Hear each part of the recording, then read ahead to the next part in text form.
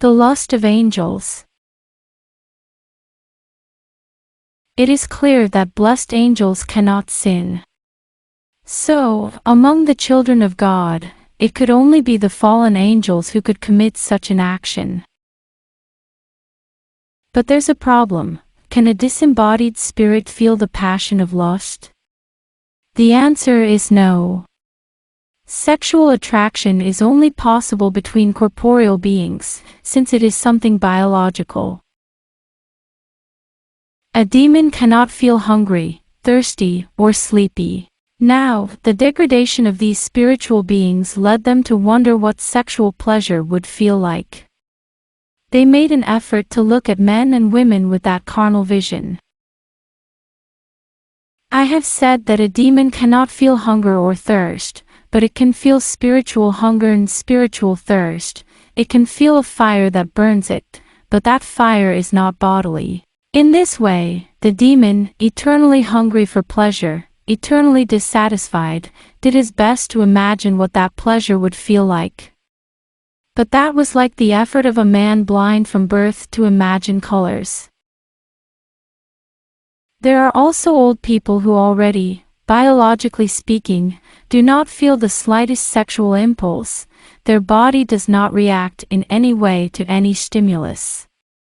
And yet there are old people who fantasize with all the forces of their will, trying to experience what they felt in their youth. This hunger for fantasizing leads them to try it either with pornography or with prostitutes. And, in some cases, even obsessively, and despite not getting any physical pleasure, not even the slightest. All their satisfaction comes down to the imagination of their minds. I think the same thing happened with the doomed angels.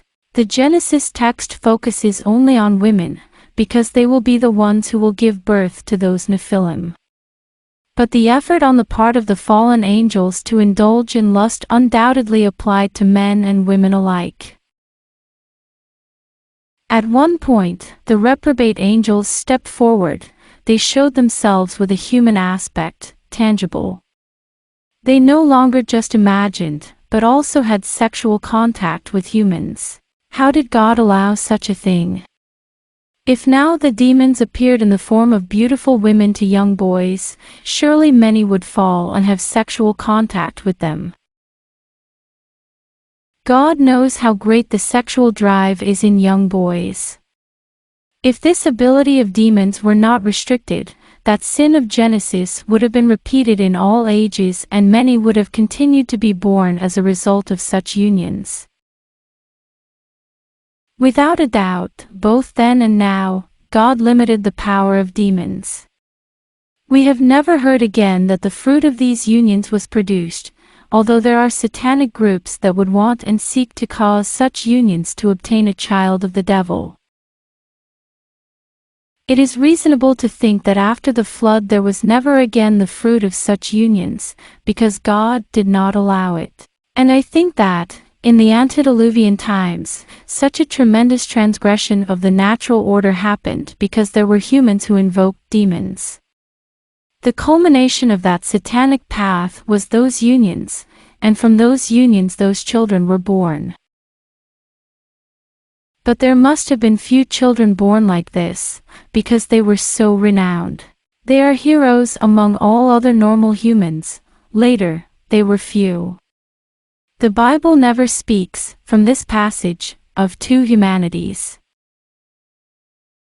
The text gives the impression that the Nephilim were few. These were the heroes of old, renowned warriors. Genesis 6:4.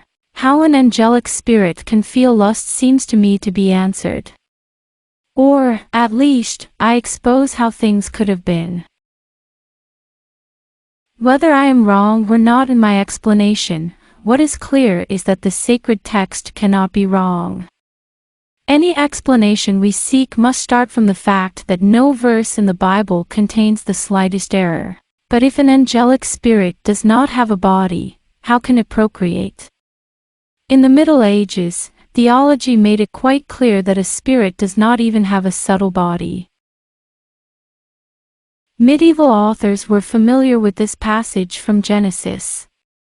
So they realized that the only way a demon can have a child is by taking a man's seed and placing it in a woman. To cite only one author, here is the text of St. Thomas Aquinas. Latin translation. However, if some are sometimes born from the union of demons, this is not through seed cut by them, or taken from their bodies, but through some man's seed received for this purpose, so that the very devil who is a succubus to a man becomes an incubus for a woman. Just as they take the seeds of other things for the generation of certain things, as Augustine says, 3 de Trin. So that the one who is born in this way is not the son of a demon, but of that man whose seed he received. Summa Theologica, I, question 51, art. 3, 6. The text of Genesis was well known to medieval authors, known and well known. And the commentators will do it in the sense of St. Thomas Aquinas. Indeed, if a spirit does not have a body, this is the only way to procreate, through a succubus demon that takes the seed of a man and places it in the woman through an incubus demon.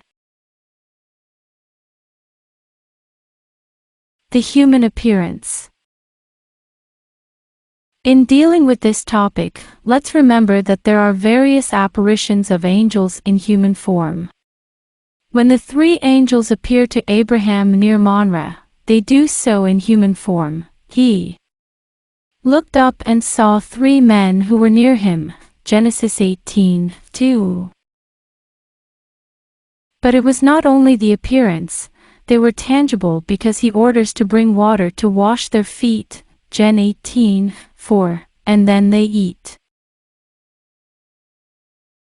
Then he took the curd and the milk and the calf that he had prepared, and set it before them, and he stood with them under the tree while they ate. Genesis 18 verse 8. This same tangibility is repeated in the book of Tobias with the archangel Raphael. At the end of the book, Raphael himself will say,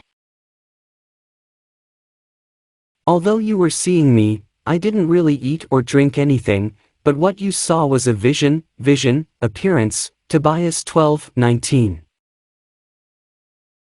So such a capacity falls within what an angelic nature can do. If demons do not continually manifest among us, it is because God limits the use of that power. But among the satanic groups that invoke the devil, the manifestations are more frequent. Still, not even with Satanists does the devil have full freedom.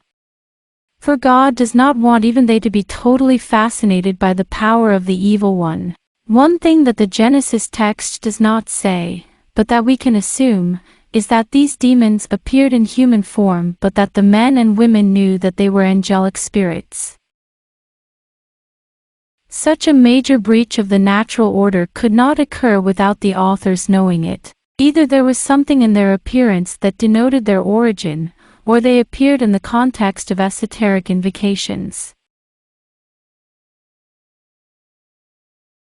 The height of the giants.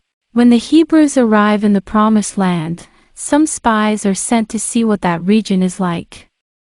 When they return, they will refer. There we saw the Nephilim, the Enaquitas come from the Nephilim, and to ourselves we looked like grasshoppers, and so we looked to them. Numbers 13:33.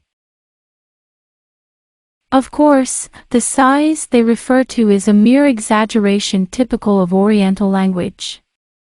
We find other similar hyperboles in other passages of the Old Testament.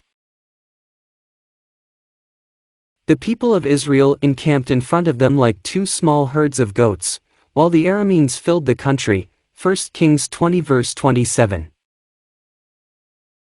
Against whom has the king of Israel gone out? Who are you chasing? A dead dog? A single flea? 1 Samuel 24 verse 14. Because the king of Israel has gone out looking for a single flea, like someone hunting a partridge in the mountains. 1 Samuel 26 verse 20. The Bible tells us that they said they looked like grasshoppers next to them, not that their exaggeration was true. Another small detail that we observe is that the text says, they saw the Nephilim, the children of Anak come from the Nephilim. That is, the text does not express a total identification between the Nephilim and the children of Anak. Are the Enaquites so called because they are the Nephilim who dwell in a certain region? Or had the Anakim mixed with other races and were no longer so tall? We do not know, but if we did, it would be useful, because no information regarding their height is offered about the Nephilim, but we do know a reference to their height in the first book of Samuel about the children of Anak, as we will see later. But the Nephilim must not have been much taller than the Anakim, for two reasons. Not much time elapses between the time of Joshua, 14th century BC, in which the Nephilim are seen, and that of David, 9th century BC, in which there is a precise reference to the height of a Refaite.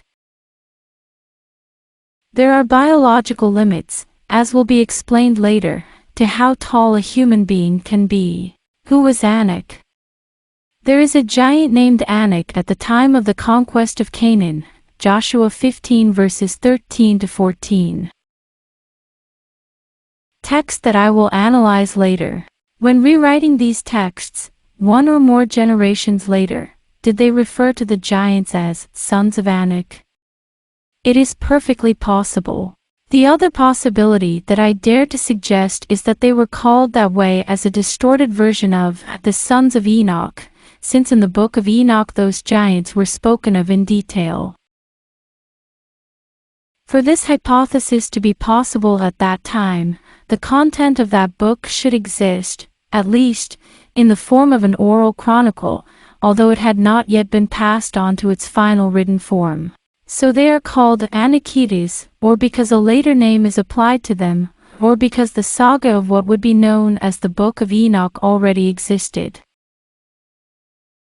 When the conquest of Canaan began, we are told that those men they saw in the time of Moses were still there.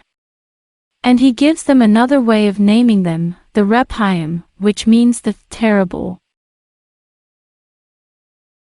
It is also counted as a land of Rephaim. Rephaim formerly dwelt there, but the Ammonites call them Zamzummim, a people great and numerous, and tall as the Anakim. But the Lord destroyed them before the Ammonites, and they despoiled them and dwelt in their place. Deuteronomy 2 verses 20 to 21. This other mention had been made to us before. The Emites lived there, a strong and numerous people, and so tall as the Anakites. Like the Anakims, they too were considered Rephaites, but were called Emites by the Moabites. Deuteronomy 2 verses 10 to 11. So, as we can see, there are several ways to name the giants. The Nephilim, the predecessors, may be a little taller, but not much more. The Anakites, descendants of the first. The Rephaim or Zamzummim, also descendants of the Nephilim. The Emites, they were also considered Rephaites. We don't know if there were differences, by mere evolution, between these three descendants of the original giants. The first concrete reference to the height of the Rephaim is also found at the time of the conquest of Canaan. Because of the remaining Rephaim only Og king of Bashan, behold, his bed was an iron bed, in Rabbah of the children of Ammon, 9 cubits long and 4 cubits wide, for a man's cubit. Deuteronomy 3 verse 11. It is not said that this is the height, but rather that his bed was that long. The following reference reiterates that, in Joshua's time, there were very few Anakim left. There were no Anakim left in the land of the children of Israel, only in Gaza, in Gath, and in Ashdod did some remain. Joshua 11 verse 22. The next biblical writing in which giants appear is in the time of King Saul. It is the most detailed and lively text regarding the Nephilim. It is true that in the book of Samuel it is not stated that this giant was a son of Enoch. But, knowing that there were them in that region, it is natural to think that he was one of the last to remain. The story is as follows. And there came out of the camp of the Philistines a champion named Goliath, from Gath, whose height was 6 cubits and a span. 1 Samuel 17 verse 4. This means that he was 3 meters tall, 9 feet, 6 inches. From this data we can deduce that this must be the height of the Nephilim. Someone may argue that perhaps the height decreased over time, but the only objective data we have is that and King Og's bed. Between Og and Goliath there is less than 2 cubits of difference, since it must not be forgotten that there would be more than 1 cubit of margin between the length of Og's bed and that of the one who slept on it. So the height of both giants substantially coincides. Both measured between 3 meters and 3.5 meters.